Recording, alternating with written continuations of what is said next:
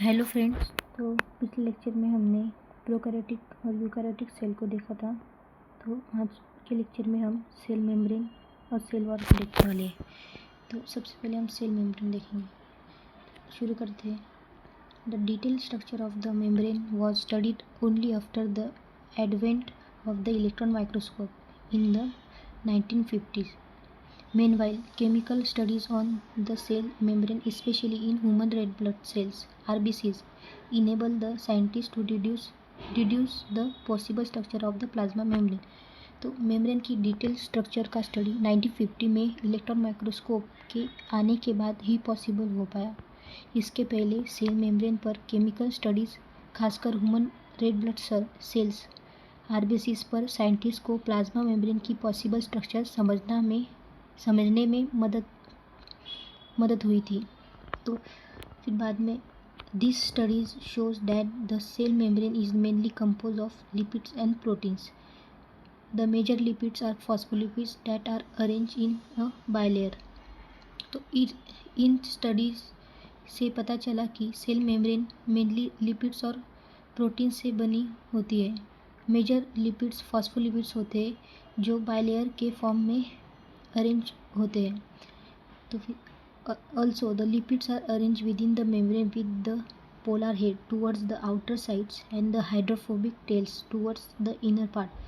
This ensure that the non polar tails of a saturated hydrocarbon is protected from the aqueous environment. In addition to phospholipids, membrane also contains cholesterol. Lipids जो है, lipids membrane के अंदर इस तरह से arrange होते हैं कि पोलर हेड्स आउटर साइड की तरफ होते हैं और हाइड्रोफोबिक टेल्स इनर साइड की तरफ होते हैं. इस अरेंजमेंट से सैचुरेटेड हाइड्रोकार्बन्स के नॉन पोलर टेल्स एक्वियस पानी वाले इन्वायरमेंट से प्रोटेक्ट रहते हैं. फॉस्फोलिपिड्स के अलावा मेम्ब्रेन में कोलेस्टेरॉल भी होता है.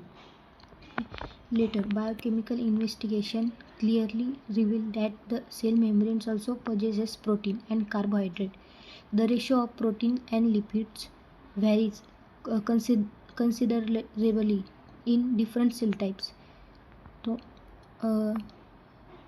बाद में बायोकेमिकल इन्वेस्टिगेशन से क्लियरली पता चला कि सेल मेम्ब्रेन में प्रोटीन्स और कार्बोहाइड्रेट्स भी प्रेजेंट होते हैं.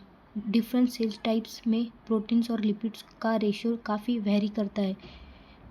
जैसे कि in human beings the membrane of the erythrocyte has approximately 52% protein and the 40% of lipids. तो ह्यूमन्स में इरेथ्रोसाइट आरबीसी मेम्ब्रेन में लगभग 52% प्रोटीन और 40% लिपिड्स होते हैं. Depending on the ease of extraction, membrane proteins can be classified as integral and peripheral. Peripheral proteins lie on the surface of membrane, while the integral proteins are partially or totally buried in the membrane. Extraction की S के basis पर membrane proteins को integral proteins और peripheral proteins में classify किया हो जाता है. पेरिफेरल प्रोटीन्स मेम्ब्रेन की सरफेस पर होते हैं, जबकि इंटीग्रल प्रोटीन्स पार्शियली या कम्प्लीटली मेम्ब्रेन के अंदर होते हैं. तो ये इसके बाद में हम देखेंगे. हाँ, an improve model of the structure of cell membrane was proposed by Singer and Nicholson in 1972, widely accepted as fluid mosaic model. According to this, the quasi-fluid nature of lipids enables lateral movement of proteins within the overall bilayer. This ability to move within the membrane is measured as its fluidity.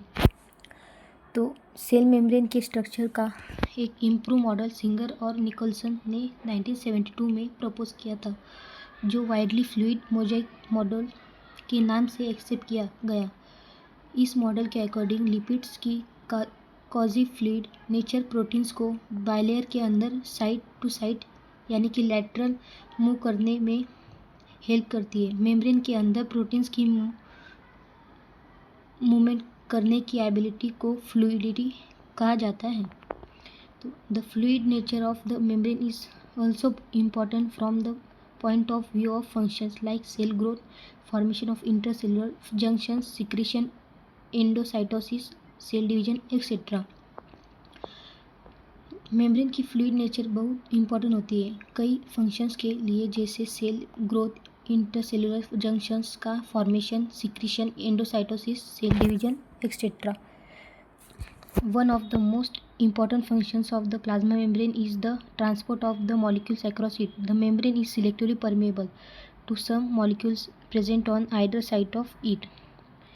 Plasma membrane का एक बहुत important function है molecules का transport एक side से दूसरी side तक. Membrane कुछ मॉलिक्यूल्स के लिए सिलेक्टिवली परमेबल होती है. कई मॉलिक्यूल्स बिना किसी एनर्जी की रिक्वायरमेंट के मेम्ब्रेन के थ्रू मूव कर सकते हैं. तो फिर the membrane is selectively permeable in to some molecules present on either side of it. Many molecules can move briefly across the membrane without any requirement of energy, and this is called passive transport. तो कई molecules बिना किसी energy की requirement के membrane के through movement कर सकते हैं. इस प्रोसेस को पैसिव ट्रांसपोर्ट कहते हैं. तो न्यूट्रल सोल्यूट्स में move across the membrane by the process of simple diffusion along the concentration gradient, that is from higher concentration to lower. Water may be also move across this membrane from higher to lower concentration. Movement of water by diffusion is called osmosis, as the polar molecules cannot pass through the nonpolar lipids bilayer.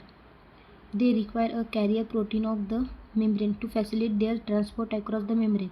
A few ions or molecules are transported across the membrane against their concentration gradient, that is from lower to higher concentration. Such a transport is an energy dependent process in which ATP is utilized and is called active transport. Example, sodium potassium pump. तो neutral solutes membrane के across simple diffusion के through movement करते हैं, यानी higher concentration से lower concentration की तरफ. पानी भी मेम्ब्रेन के अक्रॉस हायर से लोअर कॉन्सेंट्रेशन की तरफ मूवमेंट करता है. पानी के डिफ्यूजन को ऑस्मोसिस कहते हैं, क्योंकि polar molecules non polar lipid bilayers के थ्रू पास नहीं कर सकते, इसलिए उन्हें मेम्ब्रेन के कैरियर प्रोटीन्स की ज़रूरत होती है. अपना ट्रांसफर फैसिलिटेट करने के लिए कुछ आयन्स या मॉलिक्यूल्स मेम्ब्रेन के अक्रॉस अपनी कॉन्सेंट्रेशन ग्रेडियंट के अगेंस्ट मूवमेंट करते हैं, यानी लोअर कॉन्सेंट्रेशन से हायर कॉन्सेंट्रेशन की तरफ. ऐसा ट्रांसफर एनर्जी कुछ आयन्स या मॉलिक्यूल्स मेम्ब्रेन के अक्रॉस अपनी कॉन्सेंट्रेशन ग्रेडियंट के अगेंस्ट मूवमेंट करते हैं, यानी लोअर कॉन्सेंट्रेशन से हायर कॉन्सेंट्रेशन की तरफ. ऐसा ट्रांसपोर्ट एनर्जी इंडिपेंडेंट होता है, जिसमें एटीपी यूज़ होता है, और इससे एक्टिव ट्रांसफर कहते हैं, जैसे सोडियम और पोटेशियम पंप. तो ये हो गई हमारी सेल मेम्ब्रेन के बारे में. तो अब हम देखेंगे cell wall. As you may recall, a non living rigid structure called the cell wall forms an outer covering for the plasma membrane of fungi and plants. Cell wall not only gives shape to the cells and protects the cell from mechanical damage and infection, it also helps in cell to cell interaction and provides barrier to undesirable macromolecules.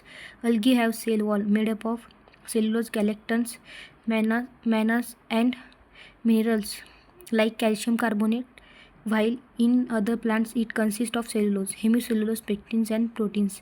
The cells wall of a young plant cell, the primary wall, is capable of growth, which gradually diminish as the cell matures, and the secondary wall is formed on the inner towards membrane side of the cell. The middle lamella is layer mainly of calcium pectate, which holds or glues the different neighboring cells together. The cell wall and middle lamella may be vary may be traversed by plasmodesmata which connect the cytoplasm of neighboring cells. तो middle lamella के बारे में हुआ, ठीक है। तो अभी हम सेल वॉल के बारे में डिस्कस करेंगे। जैसे कि आप पहले पढ़ चुके होंगे, फंगाई और प्लांट्स में प्लाज्मा मेम्ब्रेन के बाहर एक नॉन लिविंग रिजिड स्ट्रक्चर होता है जिसे सेल वॉल कहते हैं। सेल वॉल सिर्फ एक सेल को शेप ही नहीं देता और मैकेनिकल डैमेज और इन्फेक्शन से भी प्रोटेक्ट करता है, बल्कि सेल टू सेल इंटरेक्शन में हेल्प करता है और अनडिज़ायरेबल मैक्रोमोलिक्यूल्स के लिए बैरियर का काम भी वो करता है। अलगी में cell wall cellulose, galactans, mannose और कैल्शियम कार्बोनेट जैसे मिनरल्स से बनी होती है, जबकि दूसरे प्लांट्स में cell wall cellulose, hemicellulose, pectins और प्रोटीन से बनी होती है। यंग प्लांट सेल की सेल वॉल को प्राइमरी वॉल कहते हैं, जो ग्रोथ की कैपेबल होती है। जैसे सेल मैच्योर होता है, प्राइमरी वॉल की ग्रोथ कम हो जाती है और सेकेंडरी वॉल फॉर्म होती है, जो सेल के इनर साइड मेम्ब्रेन की तरफ बनती है। मिडल लैमेला एक लेयर होती है जो मेनली कैल्शियम पेक्टेट से बनी होती है और नेबरिंग सेल्स को जोड़कर रखती है, यानी उन्हें ग्लू की तरह उसको काम करती है। सेल वॉल और मिडल लैमेला के थ्रू प्लाज्मोडेस्मेटा मिडल लैमेला के तरफ प्लाज्मोडेस्मेटा होते हैं, जो नेबरिंग सेल के साइटोप्लाज्म को आसपास में कनेक्ट करता है। तो ये हो गया हमारे सेल वॉल के बारे में और सेल मेम्ब्रेन के बारे में। तो अगले लेक्चर में हम एंडोमेम्ब्रेन सिस्टम देखेंगे। उसमें ये सारे ER, गोल्जी एपरेटस और लाइजोसोम्स, वैक्यूल्स देखेंगे, और बाद में हम माइटोकॉन्ड्रिया, प्लास्टिड्स और ribosomes, cytoskeleton, cilia and flagella, centrosomes and centrioles देखेंगे, न्यूक्लियस देखेंगे, और लास्ट में हम माइक्रोबॉडीज देखेंगे। फिर हमारा चैप्टर यहाँ पे ख़त्म हो जाएगा। तो मिलते हैं अगले पार्ट में। Thank you. अगर आपको वीडियो अच्छा लगा हो तो सब्सक्राइब करके शेयर करना मत भूलिए। Thank you.